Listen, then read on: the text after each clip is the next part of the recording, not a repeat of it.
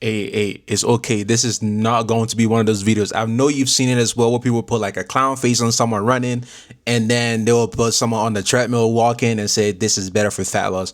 And I have to be honest, there is some truth to that, but it's not as black and white as they made it seem. You see, just because you're burning fat doing a workout doesn't mean you're actually losing body fat. Those are two different things. So let me explain this, right?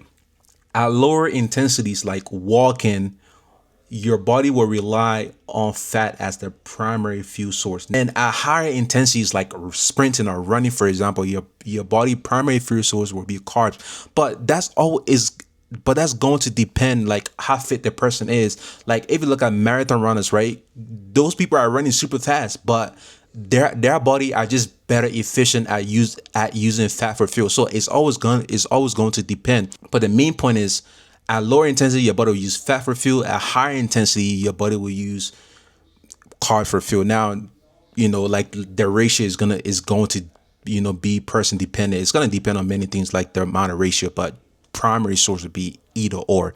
So the idea that, walking will burn more fat and running will burn more carbs, yes, there is some truth to it, but people just make it seem like it's black and white, and that's not it. Your body is very smart, right? Your body's very smart. So if you are, let's say you're doing a workout where you are just walking and your body's burning more fat for fuel, let's say after that 30-minute walk that you just did and you come back home, your body always try to find a way to be in an energy balance.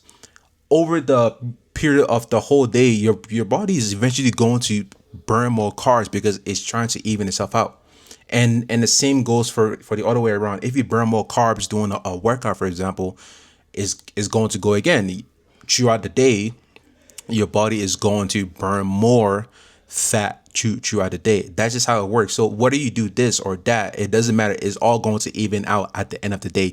So you got to think of this as like overall like a whole day thing. And in order to lose body fat, right, you have to be in a negative energy balance over time.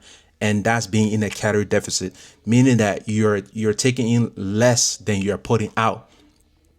So if you're not in a calorie deficit and you're doing all those like fat burning zone workout, all those things like that, it is not going to matter, because I always tell people, right, pick something that you are going to be consistent with, right? Whether it's running, walking, swimming, bike, elliptical, however form a HIIT workout, whatever form of cardio you want to do, pick something that you can be consistent with over a long period of time, because that's what's going to matter at the end of the day. And you also being in a calorie deficit, because the only way you're going to lose that body fat that you're chasing after, that's how you're going to do it. It's not going to happen by you picking a workout that's in the fat burning zone and then you do that, but then you just go and you just go back and do whatever you want. You just eat the same thing. You're not in a calorie deficit.